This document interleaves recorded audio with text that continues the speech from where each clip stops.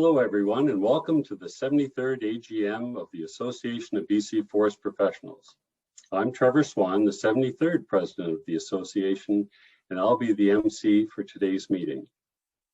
I'd like to begin by acknowledging that all BC Forest professionals live and practice within the traditional territories of Indigenous nations.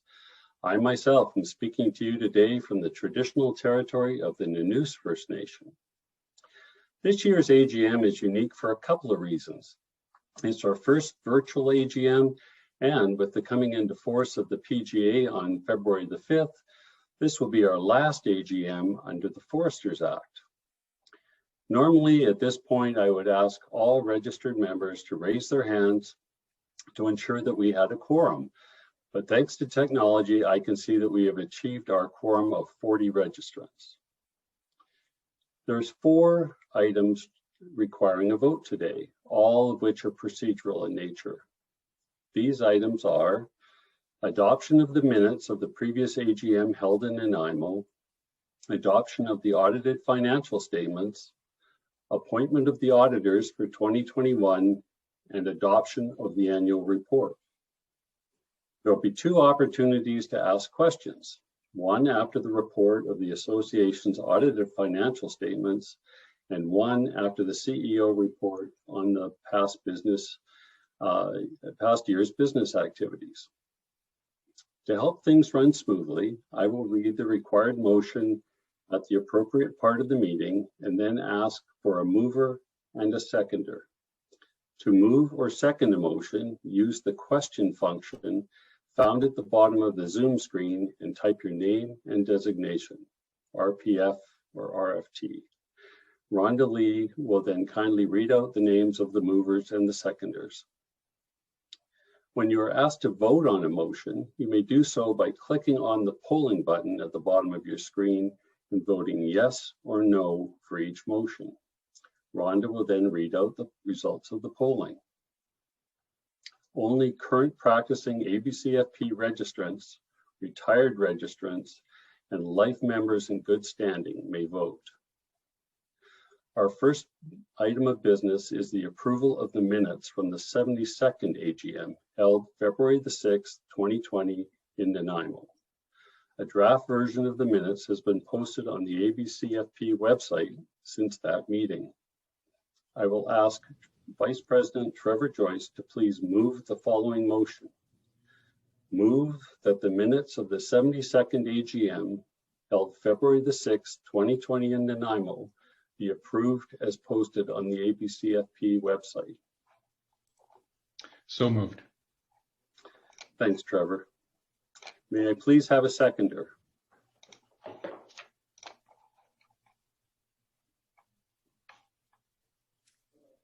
Calling for a seconder from the floor, please. If you could please raise your hand if you'd like to second the motion. Thank you. We have a second by Michelle Baker. Thanks, Rhonda. All in favor signify by clicking on the polling question, yes or no, to approve the minutes of the 2020 AGM.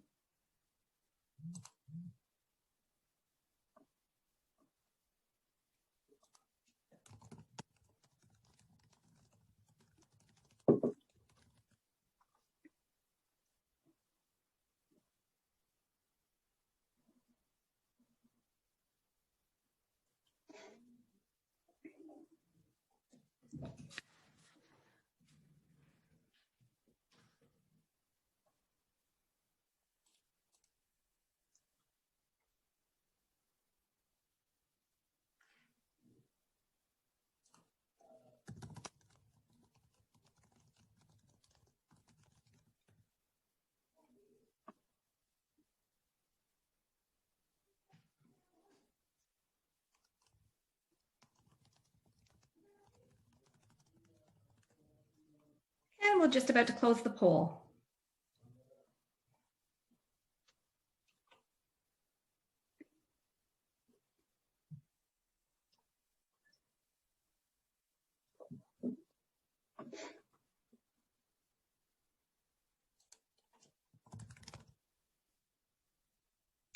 And here's the results, 99%. Thank you, Trevor. Thanks, Rhonda. The motion is carried. Now I'd like to introduce Nathan Doidge, Director of Finance and Administration, to present the previous year's audited financial statements. Following his presentation, you'll have an opportunity to ask any questions by typing them into the Q&A function. Nathan, over to you. Thanks, Trevor, and good morning, everyone. As mentioned, I'm Nathan Doidge. I'm the ABCFP's Director of Finance and Administration. I'm going to present an overview of our 2020 financial results, and we'll answer questions at the end. The full audited financial statements have been posted to the ABCFP website along with the annual report. So I will bring up my slides now.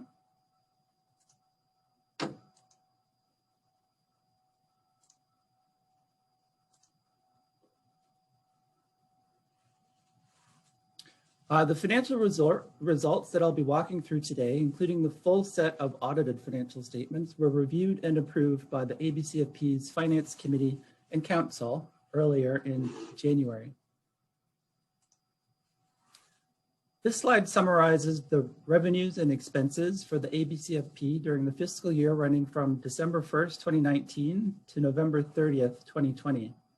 Despite the major unanticipated events of 2020, the ABCFP finished the year financially strong. Because of the global pandemic, sudden restrictions on travel and in-person gatherings meant a lot of our original plans had to change, go virtual, or stop altogether. Some activity was also postponed to the following year. Largely as a result of these changes, our 2020 expenses were lower than budgeted, and we ended the year with a surplus of $118,000, which is about 4% under budget.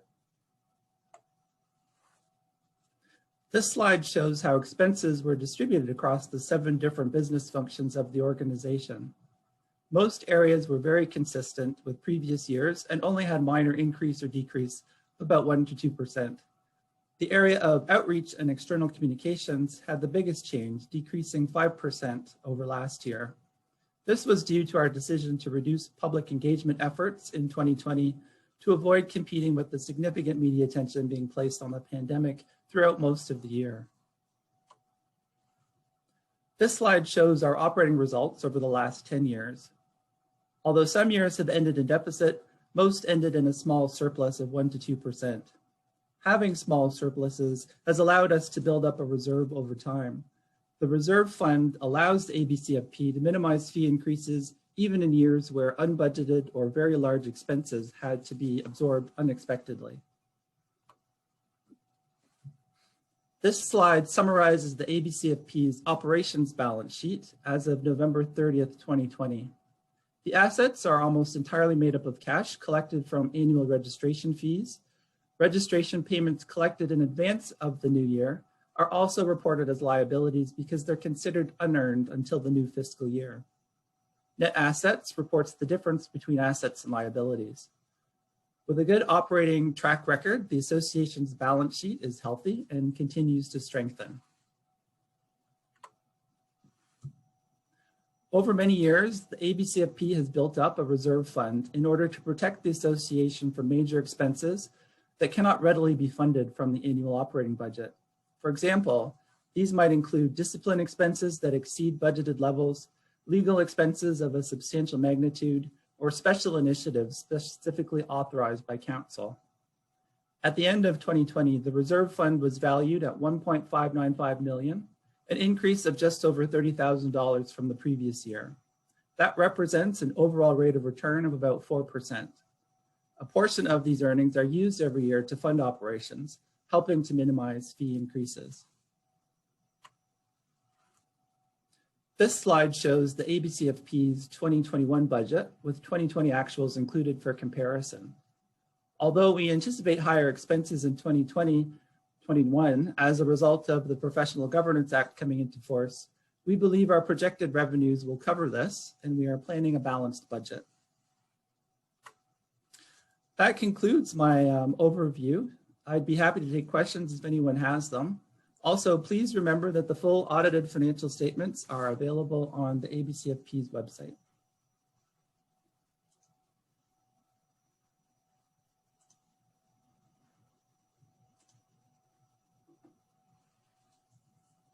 So I have one question so far. The question is, given the balance of surplus, will association fees remain the same? It's a good question, and it's a question we often get. Registration fees are set each year based on what the ABCFP anticipates it needs to operate. Although our goal is to break even, there are often unanticipated events during the year that mean our plans have to change. This year, the pandemic had a major impact on our ability to attend meetings in person and do site visits. Some activities were also postponed to future years. These events reduce our expenses for the year and cause the surplus. When surpluses have occurred in the past, ABCFP has used it to build up a reserve, which can be used to absorb unexpected costs, fund additional projects, and provide additional funding to operations without impacting registration fees. Accumulated surpluses also allow us to minimize or delay fee increases into the year. I can't say for certain that association fees will remain the same next year. When the fees are set in September, the association and council looks at the situation at the time, and that's how the fees are set. There's another question. Are amount of funds in reserve listed in the financial reports available online?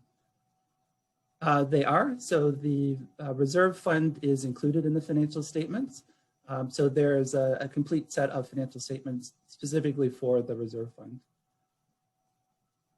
If that question, I just realized, if that question is specific about the investments held by the reserve fund, that detail is not available online.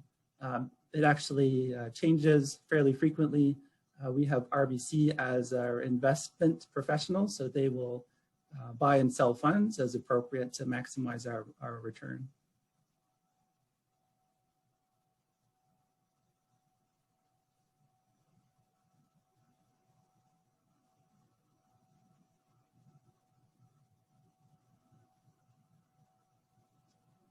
Any more questions, Nathan? There's just one more question that came in. So it's a question about the staffing expenses, comment that on average, ABCFP staff receive $104,777. According to the 2017 salary survey of 13% of all members make between $81,000 and $90,000. How is the higher than average salary justified? So I can offer one point of clarification that the staffing expense is not specifically for salaries. Staffing expenses is quite holistic. So it includes things like travel, training, its benefits. It's quite a lot that goes into staffing, not salaries. I can say quite confidently that the average ABCFP staff salary is significantly less than $104,000.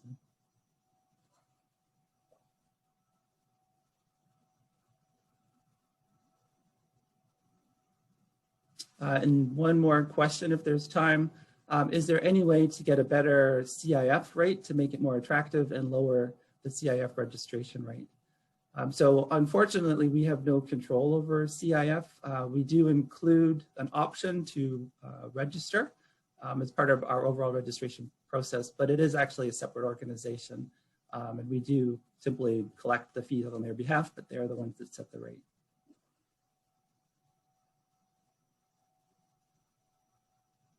Okay, and I'm not seeing any other questions, so I'll hand it over to you, Trevor. Okay, thanks, Nathan. That was great. Now I'd like someone to move and to second the following motion. Move to adopt the audited financial statements for the 2020 fiscal year ending November 30th, 2020 as presented. Remember to move or second a motion, use the question function and type your name and designation.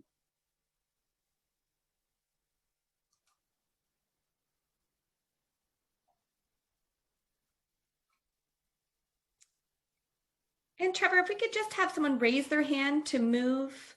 Thank you, Bob Craven has moved. And now please, if I could have a second for the motion.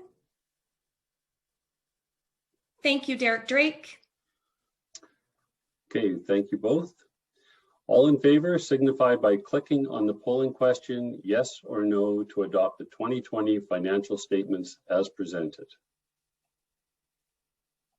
And we'll just give everyone about 15 seconds.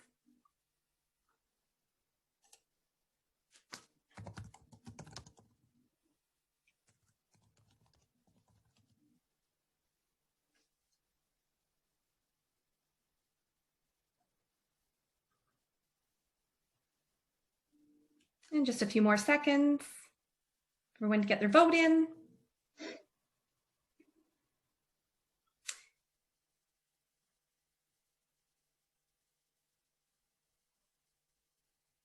And thank you if we could just share results of the poll. 100%. Take it away. Okay, obviously the motion is carried.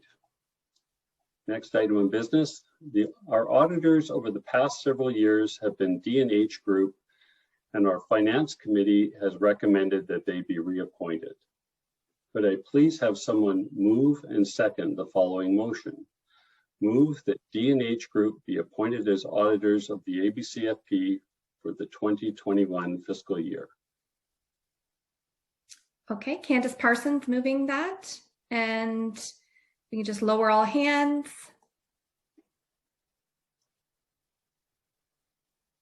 And ask for someone to second the motion.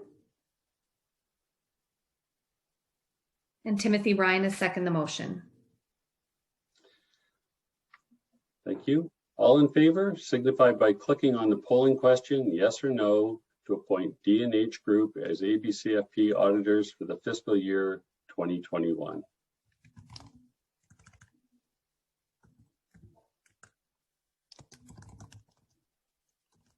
And we'll just leave that poll up for about 10 more seconds.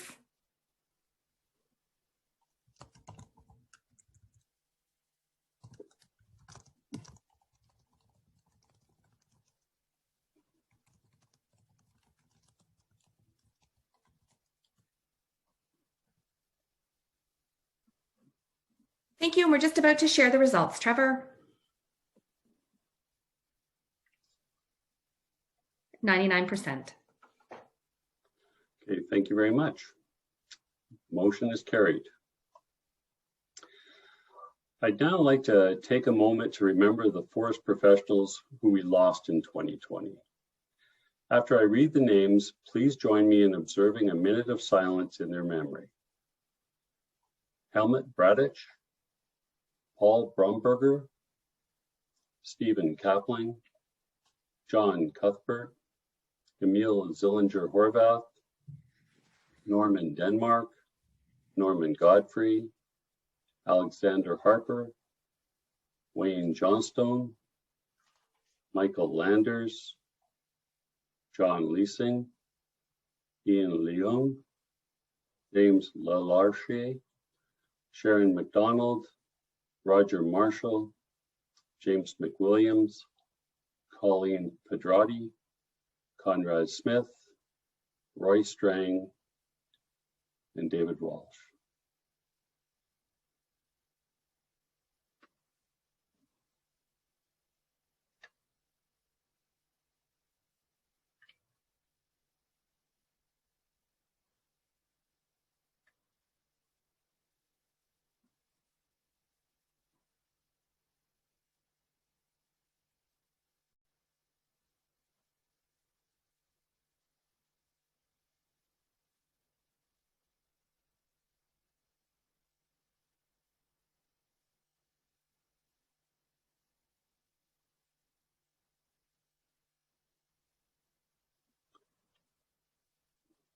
Thank you, everyone.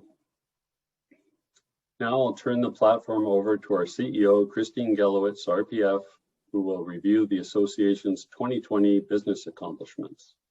Christine?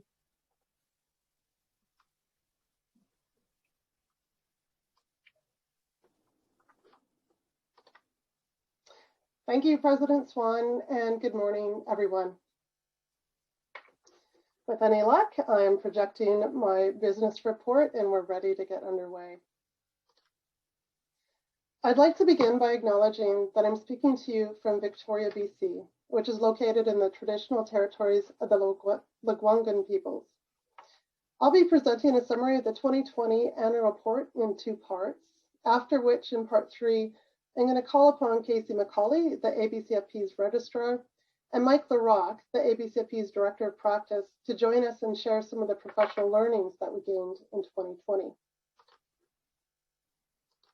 We'll start with a quick look at the state of the profession. In terms of the total number of forest professionals registered, 2020 saw no change. We closed out the year with about 5,500 forest professionals, which was just off, about 10 off from the close of 2019. So this stability in registration numbers isn't new for us. For more than a decade, registration has hovered between 53 and 5,500 forest professionals. Now, digging in just a little deeper into the statistics, in terms of registration categories, there also isn't much new to talk about. There continues to be a split of 2/3 professional foresters and 1/3 forest technologists, which is pretty much identical to the split 10 years ago. Where we do start to see some trend shifts is within the categories themselves. So the total number of RPFs and RFTs are made up of 3 parts, practicing, retired, and in training. So starting with retired, you can see here in the graph that there's been a steady upward trend in the total number of retirees. We've been adding about 35 a year for the last 10 years. This has moved us up from 438 retirees in 2010 to 786 retirees at the end of 2020. Looking now at trainees, 2020 was a peak year for new foresters. We inducted 137 new RPFs and RFTs this year. This is a result of the higher than normal number of trainees who enrolled in 2018, which you can see on the graph was 243. In terms of trainees, you can see by the blue line in the trainees graph, there's a strong upward trend happening. We've actually been on that trend line since 2010 after the economic downturn, when new enrollees sat in the low 300s at that time. In 2020, we closed out the year with a total of 743 trainees working towards becoming future forest professionals. It's also important to note that trainees today have more diverse academic backgrounds, and this has implications for how long it takes for them to become registered. In 2020, 54% of foresters in training and 42% of trainee forest technologists received degrees from non-accredited programs. What that means is the university or college program they took didn't provide them with all the foundational forestry coursework to meet our academic entrance standard. So these trainees have to have their education assessed by a national body who determines what additional courses they must do.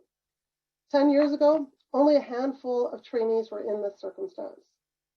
This shift has brought us more diversity in forest professionals, but it's also increased the timelines for trainees to meet our education standards and to complete their articling, which on average looks like 16 to 18 months longer than the standard 24 months.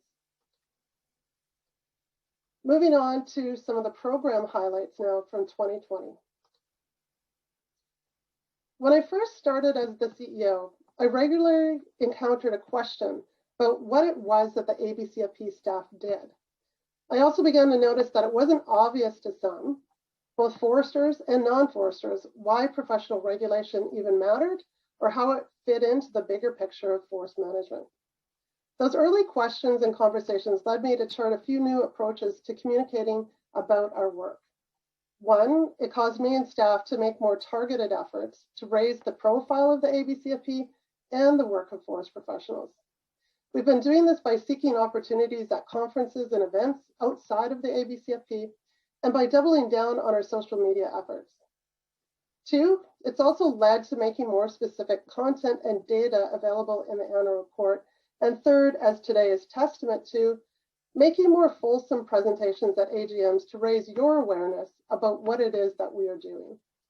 As I go through the next 4 slides highlighting 2020 work, you'll notice I organized the highlights to align with the key work responsibilities that were on this slide.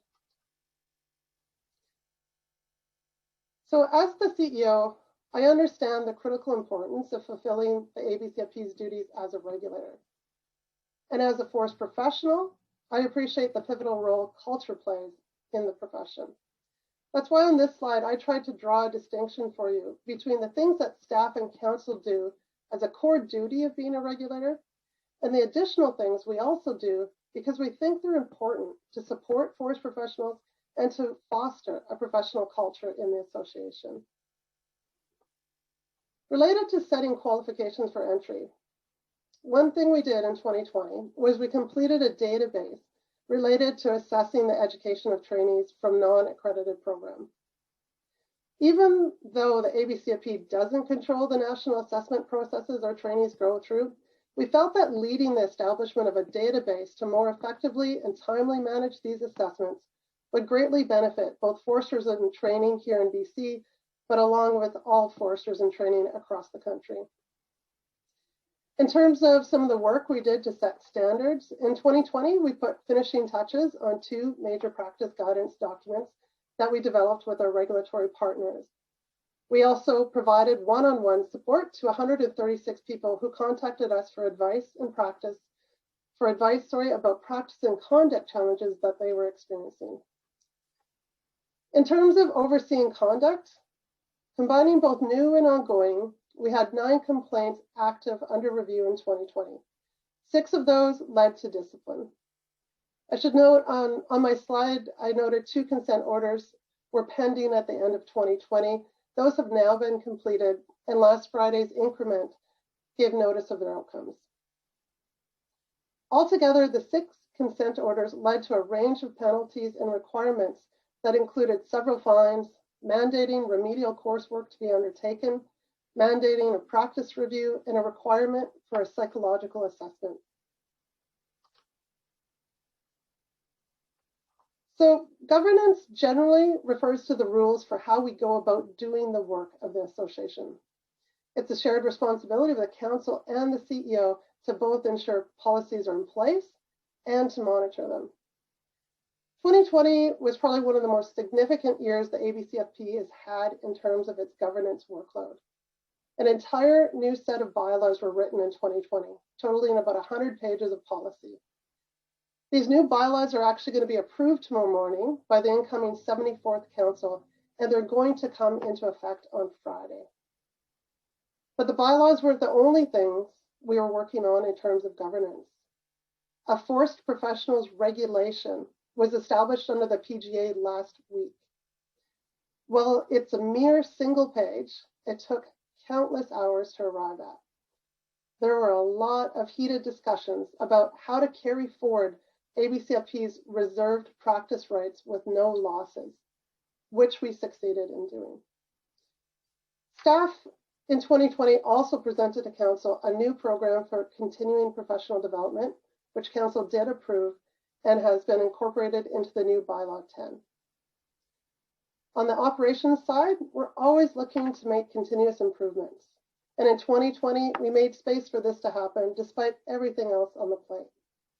We also made sure we continued to be a responsible employer, developing a COVID-19 safety plan to protect the health and safety of ABCFP staff.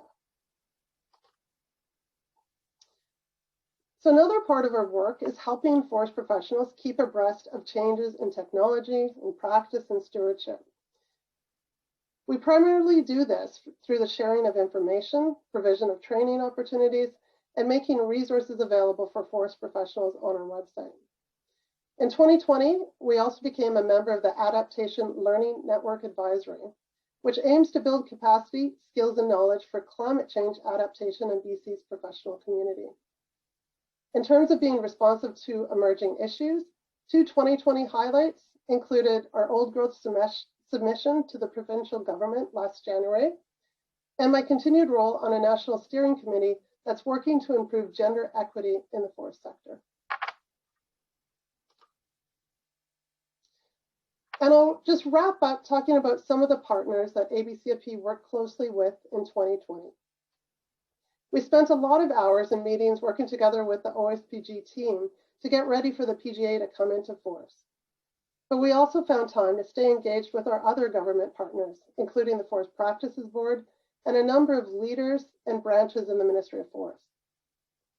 We worked a lot in 2020 with our other regulatory partners, both across the natural resource sector in BC, but also with forest regulators from across Canada. We worked with employers of forest professionals, and we continue to work with academia about program accreditation and the pathway to registration as a forest professional after graduation. That concludes my highlights from the 2020 annual report. I encourage you to read the full report, as it's got a lot of great information and much more detail than the highlights I covered today.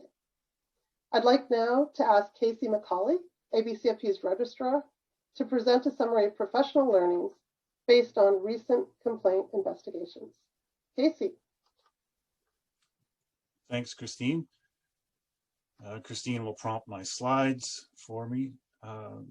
I just want to present some of our observations we've made out of the complaints process, primarily over the last 5 years, looking at some of those trends and observations.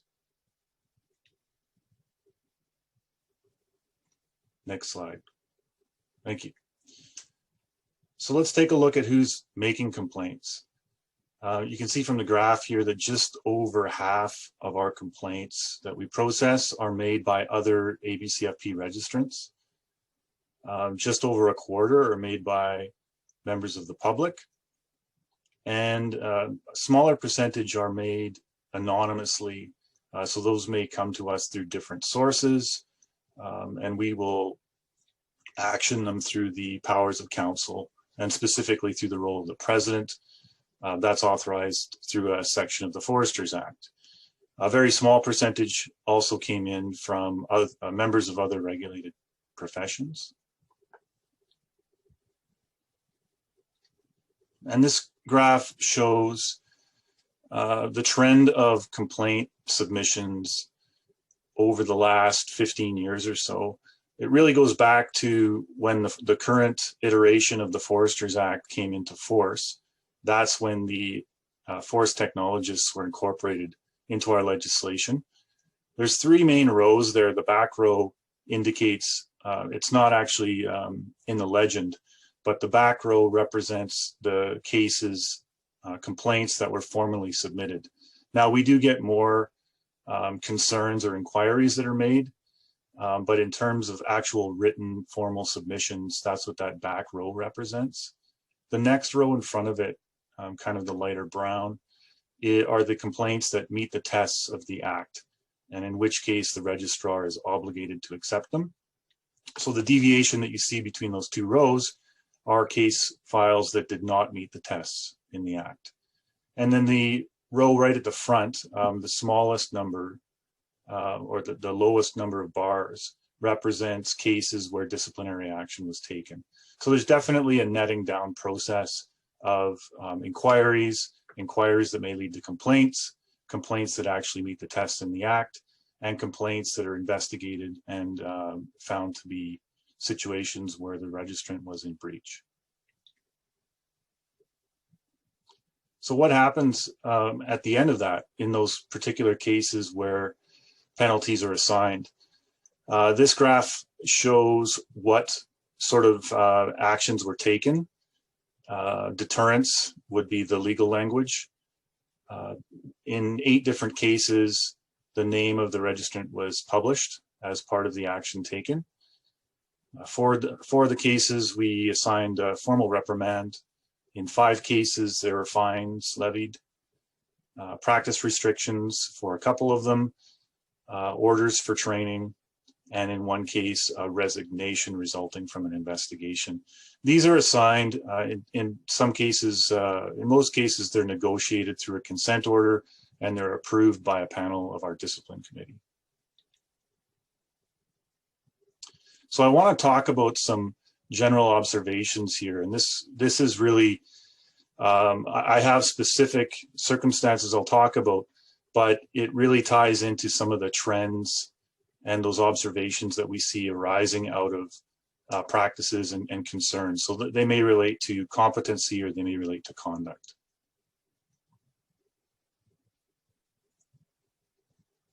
So really about staying diligent and thinking about competencies. Everybody multitasks. It's so common today, but excessive multitasking or multitasking to a degree where you're not able to maintain your competencies or focus on your areas of practice is problematic. We had one case where an RPF was supervising logging on private land.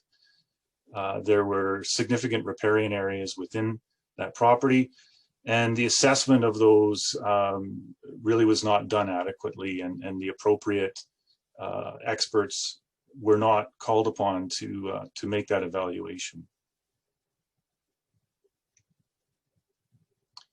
And if you're uncertain, so if you're conducting a task or some element of your practice and you're just not sure whether you really do have the competency to do it, that's a pretty clear signal that you may not, and that you need to call on someone who does. You may recall the work that came through the Forest Practices Board relating to forest road crossings and concerns, and some of those made their way into our complaint process.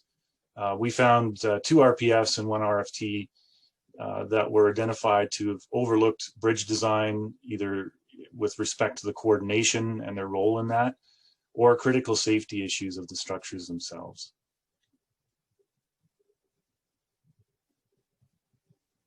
So checking your own work for completeness. I think from time to time, there are circumstances where in our rush to get our work completed, or a lack of perhaps peer reviewing or internal checks, our members have relied on government, for instance, the folks doing the authorizations, to almost work as a de facto review process. And that's led to problems in some cases. In one particular case, an RFT failed to submit cut block amendments, resulting in unauthorized harvest incursion on several cutting authorities. So let's talk a bit about conduct and how we self-regulate. We self-regulate obviously as a collective, as an association, through various processes, but in terms of how you operate in your own practice as well is critical. I'd like to reflect on that a little bit. So this one, I think it sounds fairly egregious in terms of what does this mean, but really, when you reflect on your own practice, if you think that you know better than the law, then you are at high risk of an ethical lapse. And I think we do encounter forest policies, regulations where sometimes they might not make sense to us, or they don't seem like they're the right decision on the ground. And I think those are valid things to question and examine and look into. But it is problematic if you start practicing in a manner that you know better. In one particular case, in our investigation, we found that an RPF ignored riparian requirements, instructed others to avoid marking the harvest boundaries or locating roads on the ground. One trend as well that we are seeing relates to small forest tenures. And when I say an environment of higher risk, this really relates to the manager's behavior and working perhaps in some amount of isolation, but just lacking some personal accountability or misinterpreting conflicts of interest, or even perceived conflicts of interest, but certainly real ones as well. In one case, an RPF resigned following an investigation into their management practice and allegations of misconduct.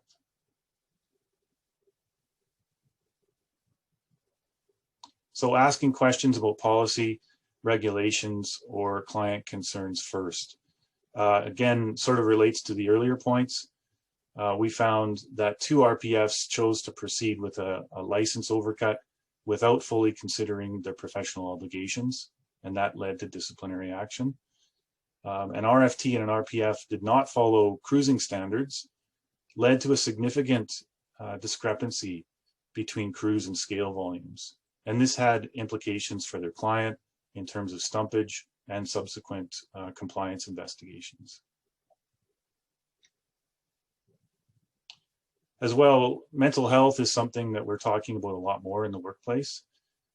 Again, regulating yourself, regulating your peers, understanding when these things may be coming into focus, it can make you higher risk for a professional complaint. In one particular case, a forest professional admitted to conduct unbecoming and breaching the code of ethics and was required to undertake a psychological assessment.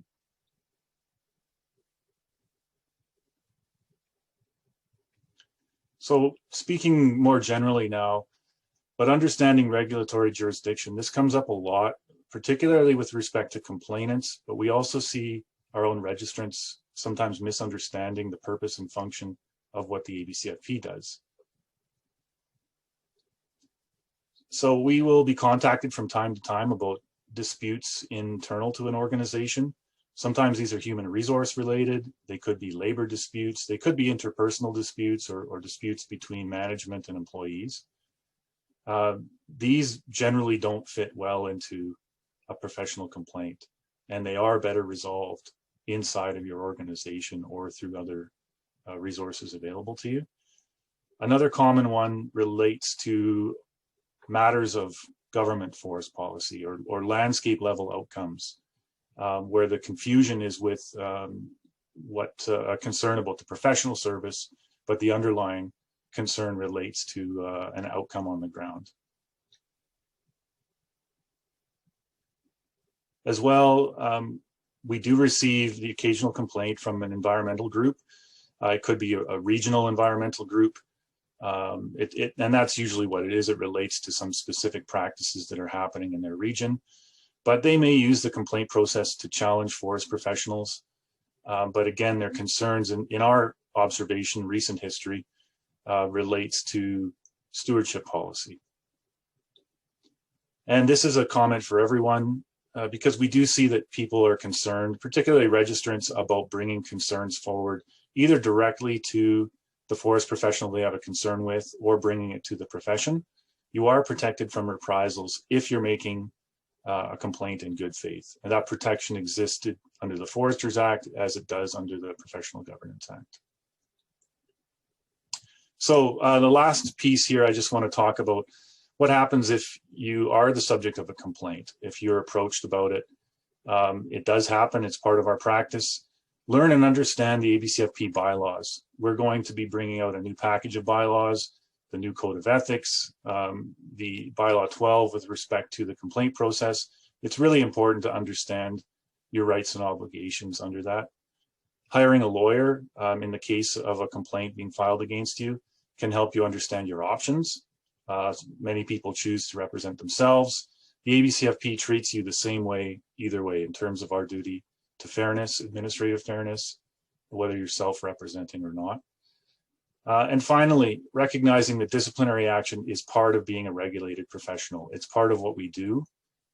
It's going to happen at some level in your practice. Your actions will be questioned either informally or formally, and it's good to understand that that is it is part of what we do. And that concludes my presentation. Thanks, everybody. I'm going to turn it over to Mike Larock, our Director of Practice. Thanks very much, Casey, and good morning, everyone. I just have one slide here. In addition to what Christine and Casey have just said, there's different aspects of professional practice and forest stewardship you just heard about. Of course, a big chunk of our year was in support of the ABCFP efforts to meet the requirements of the PGA. But in our regular business, one attribute remained constant. The information and advice we receive from you, the registrants, from organizations in the forest industry, from government agencies like the Forest Practices Board, or this year, the Office of the Ombudsperson. They're still the basis for selecting and developing professional practice guidance. You've probably scrolled through the practice webpage on the ABCFP website and noticed that guidance is made up of guidelines, bulletins, and advisories. Guidelines describe the professional service. They contain practice standards and the skill sets required to do the task. As Christine mentioned, we had two this year. This year we released the Watershed Assessment and Management of Hydrologic and Geomorphic Risk in the forest industry. And we completed the Guidelines for Professional Service in the Forest Sector Crossings, version 3. Bulletins provide new information that support guidelines. For example, recent changes to the legislated landslide assessments, that's in built terrain, construction of structures. This will cause us to look at guidelines for terrain stability assessment. And we may issue a bulletin identifying any change. Not enough to affect the entire guidance document, but significant in your practice in steep terrain. Advisories contain information that's already published by the ABCFP, but for some reason, there are items that need to be pulled out and underscored. This year, we released Advisory 5, Roles and Responsibilities in the Life Cycle of Forest Roads. In past advisories, we felt it necessary to pull out information on conflict of interest, for example. You will have also noticed at your license renewal this year that there were many more choices for the top 3 practice areas. The descriptions that you've provided in the selection of practice areas over the last several years were used to identify those 36 areas now available to select in your registrant profile on the website. The declared practice areas, they support professional development, they identify broad areas of competence, and they help us meet our new PGA requirements. Professional Governance Act requirements and our ABCFP audits have shown that we need to increase the specificity within our practice guidelines and the competence standards in the coming years. How do I know I'm competent? And can I demonstrate that I'm competent prior to undertaking the task? These are questions I heard from forest professionals this year, and these are questions we'll work on in the coming year. There you have it, Christine.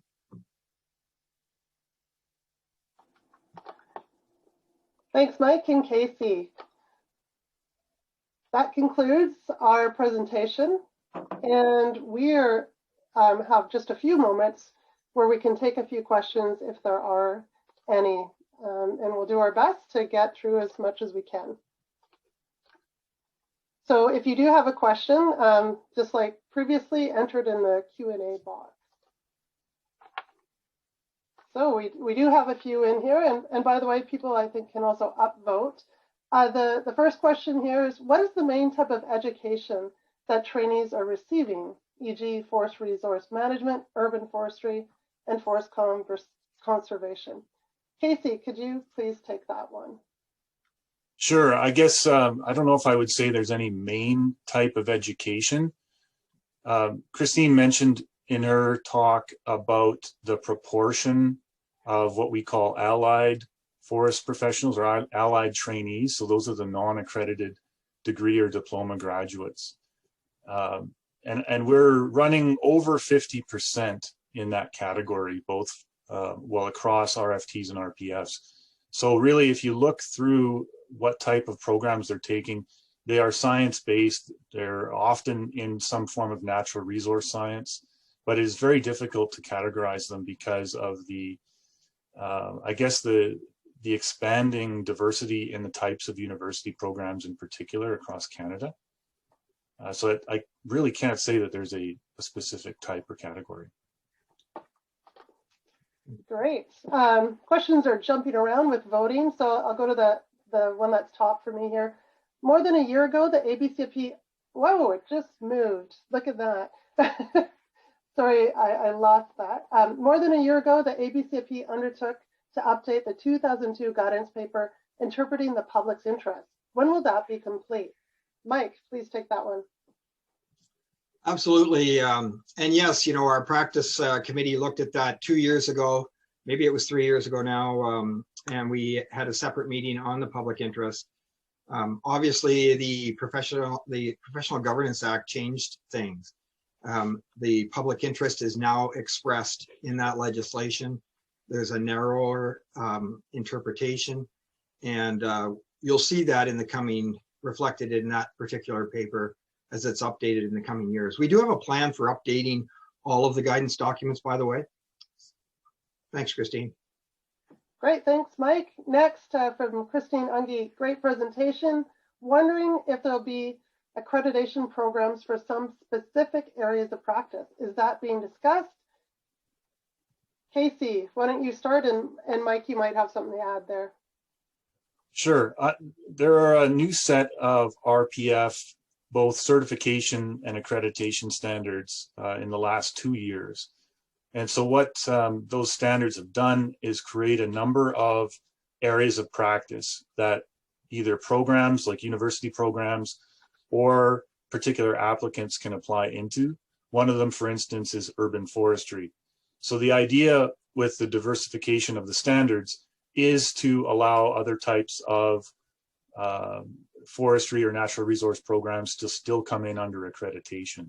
So that work has already been completed. We haven't really seen the outflow of it yet. I think there's 1 or 2 accredited university programs now under that standard.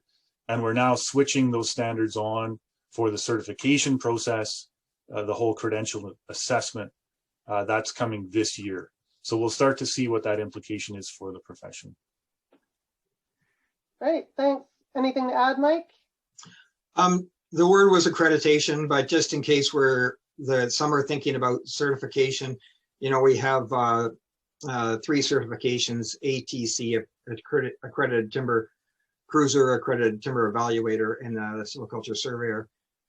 There are more tools in the PGA that over the coming years we may look at, especially in areas where there's high human safety issues as well as environmental risk. Great, thanks.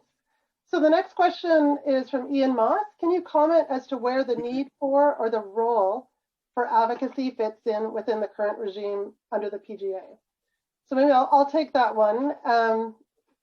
As people will have recalled, in December 2019, the word advocacy was removed from the Foresters Act.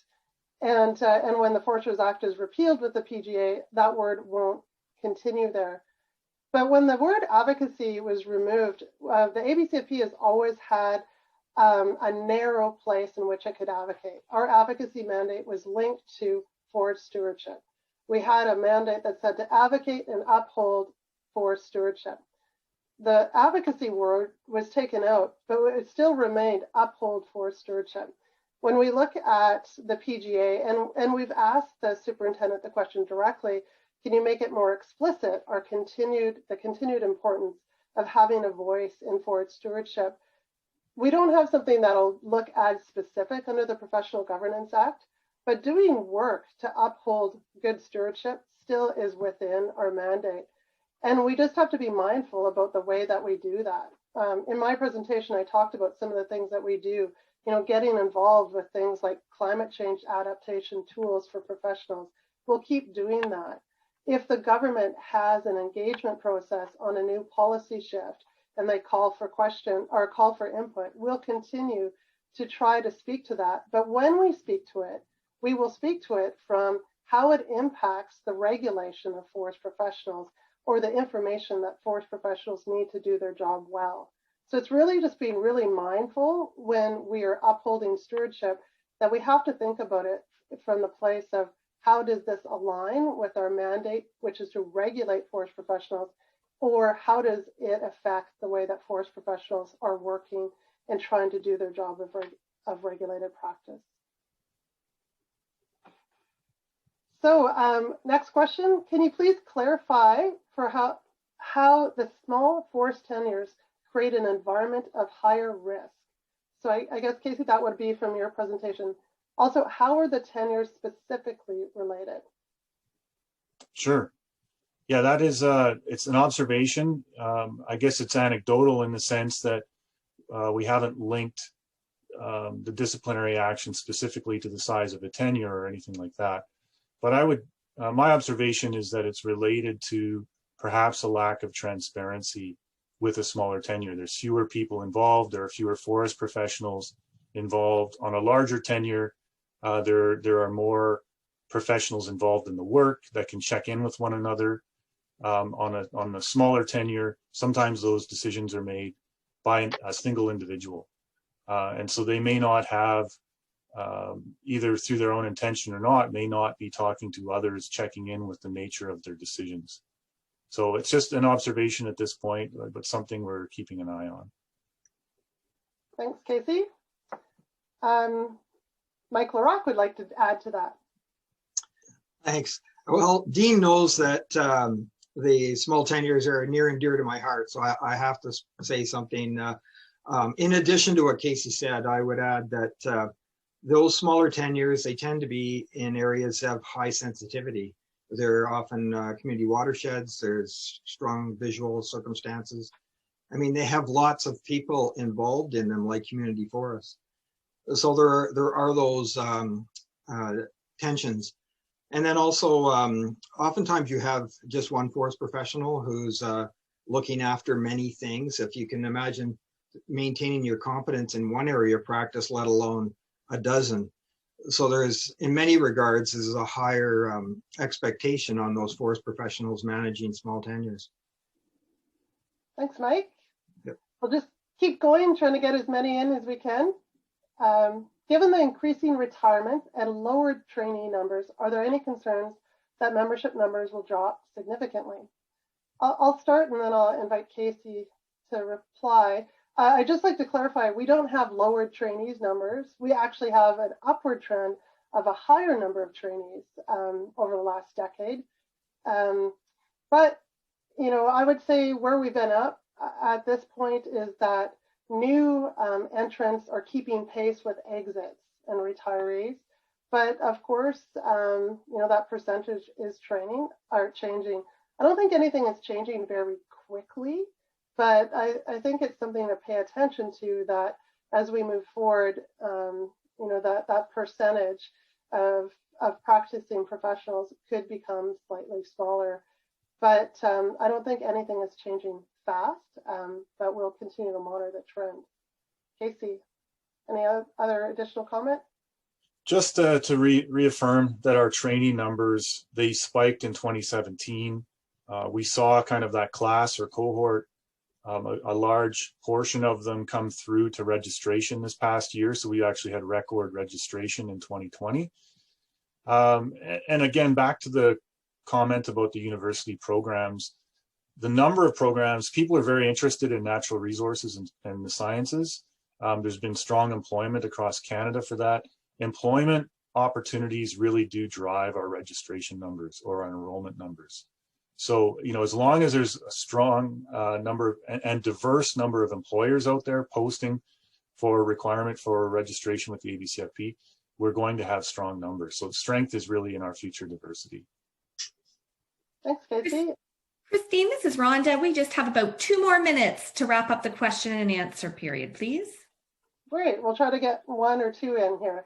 There's quite a bit of new contents with the PGA and updated bylaws in 2021. Does ABCFP have a plan to host some training webinars to educate and help more members with these new requirements outside of this conference? Short answer, yes, absolutely. We have been trying to communicate throughout the year, but until things are actually complete, it's hard to share information that is not approved yet. So starting on Friday, you will see a lot of communication starting to come, and that communication is going to come continually over the next number of months. On Friday, you'll receive an email from me when our bylaws have actually officially been deposited by the Minister of Attorney General. At that point, they will be enforced. I'll be sending an email to every member of the profession to notify them of that, to provide a copy of our new bylaws, to provide a copy, a printable copy of our new code that you can put on your wall. We also are going to have, within the first couple of weeks, an interpretive guide to help you understand a little deeper about the code responsibilities. An e-course has been drafted by UNBC on the new code, and that'll roll out in another month or so. Well, we're also going to plan to have some webinars over the next couple of months where we'll take questions like we are right now about the bylaws, and we'll also do webinars to just present the content. So you can expect to hear from us regularly and frequently for the next couple of months. Thank you, Christine. That ends our time for the question and answer period. Excellent. Thanks so much for all the engagement. Okay, well, thanks, Christine, Casey, and Mike. Now I'd like someone to move and second the following motion. Move to adopt the annual report as presented.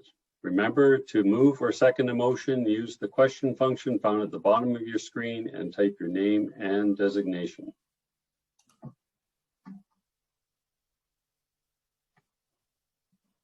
Thank you, Trevor. We also have people raising their hand. So the first, the move is by Christoph Etzenberger. Thank you, Christoph. And now if we can have someone second the motion, please. And Tanya Barnes has seconded the motion. Great, thanks, Rhonda. All in favor signify by clicking on the polling question, yes or no, to adopt the 2020 annual report as presented.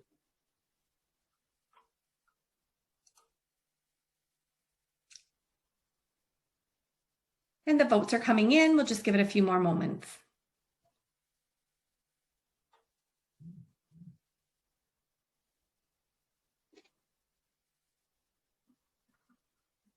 Five more seconds to get your vote in. And we're just about to share the results, Trevor.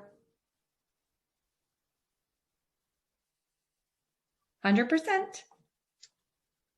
Okay, wonderful. The motion's carried. Under the PGA, Council is required to appoint a returning officer and scrutineers for the 2021 Council election. At Council's January meeting, the following registrants were appointed. Tony Wong, MRM, MBA, RPF, returning officer. Michael Armstrong, RPF, CPA, CA, scrutineer, and Dave Patterson, RPF, scrutineer.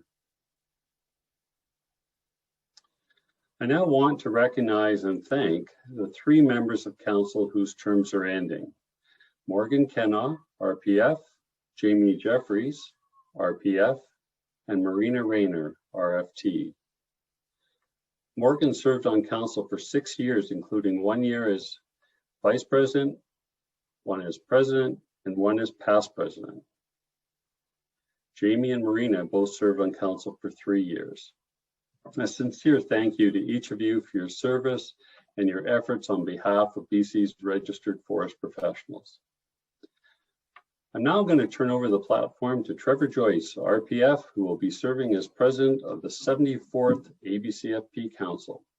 Trevor will introduce the 74th Council and say a few words. Over to you, Trevor. Thank you, Trevor, and thank you for your service on Council. First off, I want to announce the winner of the recent Council election. With the Professional Governance Act coming into force, the 74th ABCFP Council will include 4 lay members and 8 elected registrant members. As a result, the recent election was held to fill 1 vacancy. I'm pleased to announce that the successful candidate is David Gill, RPF. David will serve a 3-year term starting with the 74th ABCFP Council. I also want to thank all the candidates who are willing to stand for election for Council. Serving on Council is both a privilege and an incredible learning experience. Although you may have been unsuccessful this time, I hope some of you will consider letting your name stand again in a future Council election. Joining me on the 74th ABCFP Council are Vice President Garnet Miro, RPF, Immediate Past President Trevor Swan, LLB, RPF. Councils at large are Ken Day, RPF, Jason Fisher, RPF, David Gill, RPF, Kelly Kitch, RFT, and Bowen Sly, RFT. Current lay councillors are Allison Dempsey, LLB JD, LLM PhD, and Wendy Royal, CPA. Thank you, everyone. We expect the provincial government to appoint 2 additional lay councillors in the coming month to bring Council membership to 12. Now, I want to say a few words about Council's focus in the coming year. So good morning, everyone. My name is Trevor Joyce, the 74th President of the ABCFP, and I'm pleased to welcome you to the first day of the ABCFP 73rd Annual Forestry Conference and our first virtual conference. I'm speaking to you today from Camel River, the salmon capital of the world, situated in the traditional territories of the Hamalko, Wewakai, and Wewakam First Nations. I also want to acknowledge that the Association of BC Forest Professionals operates in communities across the province, all of which lie in the traditional territories of Indigenous nations. In addition, my heritage is Mi'kmaq, Indigenous people with traditional lands in Canada's Atlantic provinces. I've attended several virtual conferences this year, and as many of you probably have. The ones that resonated the most for me were ones that involved some humor and ones with good stories. So my intent this morning is to share some recognition, keep my messages light, and tell a couple stories. I want to start by acknowledging everyone who is registered for the conference to support a record turnout. Truly excellent that we hit over 1,500 attendees. Though the attendance for our virtual conference is great, I'm also hoping for a return to normalcy later this year and an opportunity to meet with registrants, colleagues, and friends in person. One of my sincere hopes for 2021 is that the most frequent phrase is no longer "you're on mute," followed by the second most used "you're still on mute." Also, to our legacy, signature, and session sponsors, and the 14 exhibitors for the trade show, thank you so much for your continued support. The ABCFP staff has put a lot of work into the conference and AGM, and once again, we have a great program.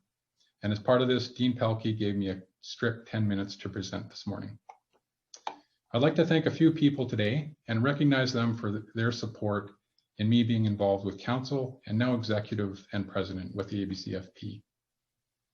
First, my family, my amazing and beautiful wife, Kirsten, whose support and friendship over the past 25 years is immeasurable. My 4 children, Allison, Ethan, Kyle, and Nicholas, who I'm very proud of every day. My parents, in-laws, and extended family.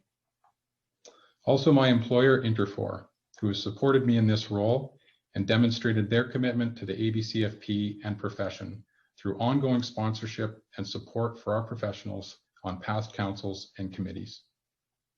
Lastly, I have an exhaustive list of people that have supported me in my career who are inspirations and formative in my professional development.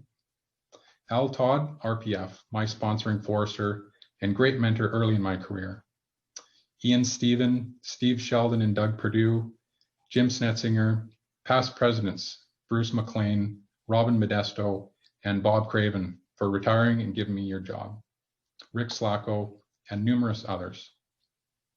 One characteristic that all these individuals stand for, which I find is the most valuable quality to our profession, is integrity. Keeping promises, being honest, and always having strong moral principles. These are the qualities that sustain and advance the profession. It has been a different year for all of us with COVID-19 and adjusting the conference and AGM to a virtual format. Usually we get to connect in person, and it is great to see old faces and to meet new people. However, this change has also brought new opportunities, and I encourage everyone to take advantage to network in virtual breakout rooms or the trade show and participate in the great program that is lined up. I'm very honored to represent the ABCFP as president. I have the distinction of being the last president under the Foresters Act and the first president under the Professional Governance Act. It is also the first ceremony I recall without a ceremonial scotch and passing of the gavel. For my time today, I'd like to share with you a bit about myself and how I plan to serve and support you in my role as president for the upcoming year. I also want to share my story that links what I think it means to be a professional and insight to the future direction of our profession. First, I'm an optimistic person and look for the good in situations. I think it is important to be inquisitive and continually ask why we do the things the way we do. And last, much like the elected councillors this year, to be mindful of the importance of integrity to the board, as professionals, and in our daily lives. These are qualities that I plan to bring to council to lead elected councillors and support staff and to best position the ABCFP in its role as a regulator. Second, I was raised in a close-knit family with many summers and other vacations spent exploring British Columbia, camping, fishing, hunting, and spending time in the outdoors. These experiences were formative for me and helped develop a passion for being in the woods. When I went to university fresh out of high school, I had no idea what I wanted to do. 5-year plan, not a clue. I knew what I liked, chemistry and climbing. So I enrolled as a chemistry major and made sure my school schedule was always a 3 or 4 day weekend, so I could spend as much time in the mountains as possible.